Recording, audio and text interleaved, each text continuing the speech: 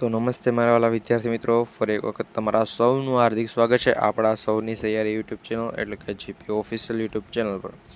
કોન્સ્ટેબલના મેરિટમાં ઘટાડો થવાનો છે, 80ની નીચે માર્ક હશે તો ભાઈ શું કરવાનું છે? ઘણાને પ્રશ્ન છે, ભાઈ એને ચિંતા કરવાની જરૂર નથી।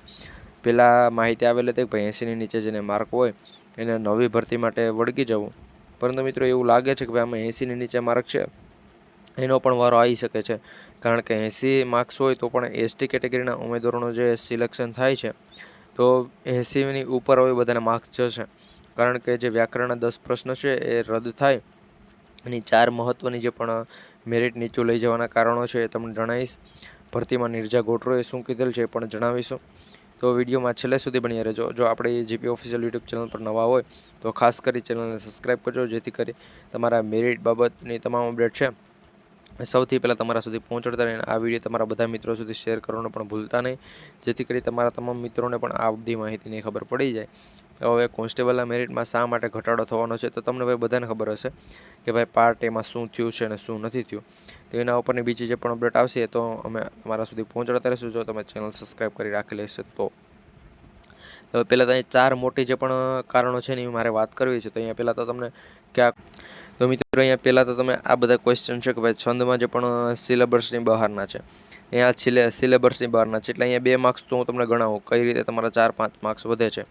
એના પછી અહીંયા ઓપ્શન છે એ તમામ ઓપ્શન ખોટા છે તો અહીંયા 1 માર્ક્સ વધે છે।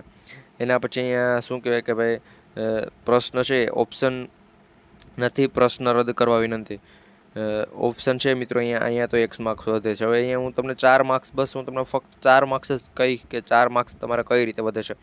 હવે અહીંયા 2 માર્ક્સનું મેં કીધું તો એ 2 માર્ક્સ પહેલાં તો કઈ રીતે વધે, તો એલઆરડીની પરીક્ષા માટે એક નવો નિયમ છે જ, વર્ષોથી નિયમ છે, ક્યારથી ભાઈ હિમાચલ પ્રદેશના હાઈકોર્ટનો નિયમ છે કે પ્રશ્નો અભ્યાસક્રમની બહારના હોય તો વિદ્યાર્થીઓને ગુણ આપવા પડે, પૂરેપૂરા ગુણ। તો અહીંયા આ બીજા જે બે લખેલું છે ત્યાં શું છે, પ્રશ્નો છે એ સિલેબસની બહારનો છે।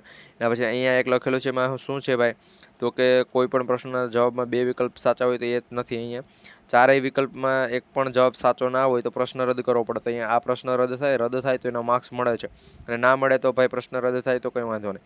અહીંયા આ પ્રશ્નમાં પણ એ રીતે છે, ઓકે।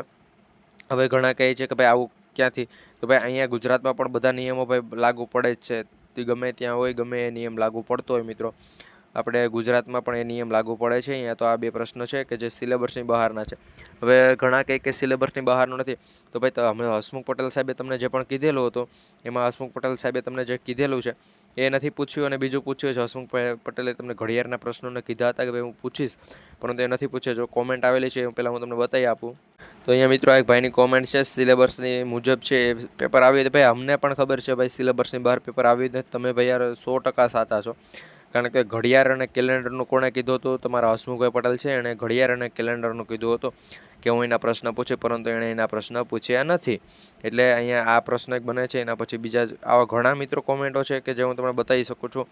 બાકી જો અહીંયા મિત્રો મેં યસ લખવાનું કીધું હોય તો બધા યસને પ્રમાણે લખે જ છે, અહીંયા તમે જોઈ શકતા હશો, તો મિત્રો આ પ્રમાણે કોમેન્ટો આવતી હોય છે। એના પછી જો મિત્રો યસ પછીની કોમેન્ટ છે કે ભાઈ સિલેબસ બહાર રદ હોના ચાહીએ જરૂરી હે, તો ભાઈ એટલે સિલેબસની બહારનું છે ફાઇનલ રદ થવું જ જોઈએ।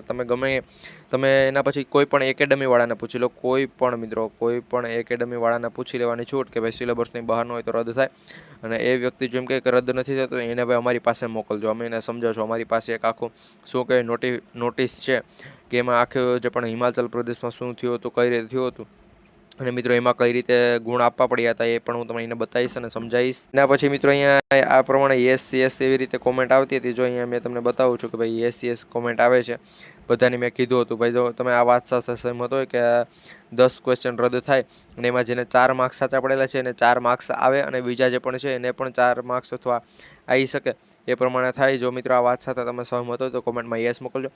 એના પછી એક મિત્રોએ કીધું છે ભાઈ જે પણ પાર્ટ એ હતો તમારો, શું ભાઈ પાર્ટ એ હતો એ પાર્ટ એમાં 80% ઉમેદવારો છે એ નપાસ થયા છે, બની શકે, કારણ કે ભાઈ પાર્ટીમાં મેં તમને કીધું છે કે શું થયું છે, કઈ રીતે કૌભાંડ છે, એની બધી પોલ છે ધીરે ધીરે ખુલે છે, એના સંપૂર્ણ પોલ સાથેના વિડીયો આપણે જીપી ઓફિશિયલ કે Gujarat police official YouTube channel દ્વારા તમને પ્રોવાઈડ કરવામાં આવશે।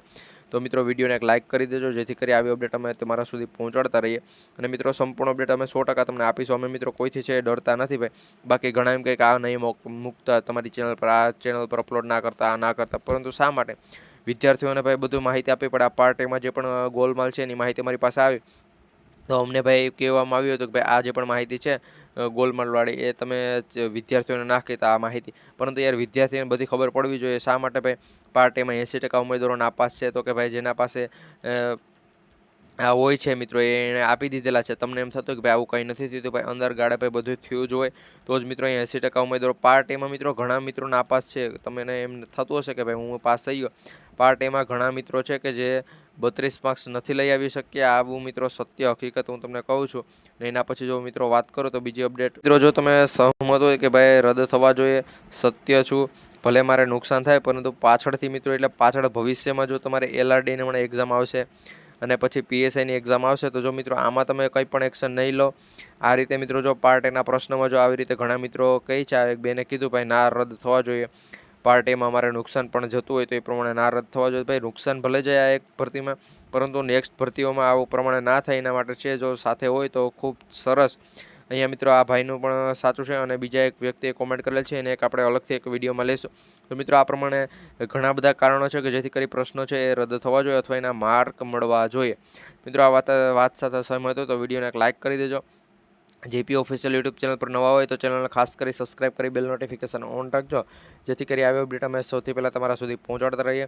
તો મળીશું ફરી એક વખત નવા વિડીયોમાં. તો વિડીયોને એક લાઇક કરી બધા મિત્રો સુધી શેર કરવા.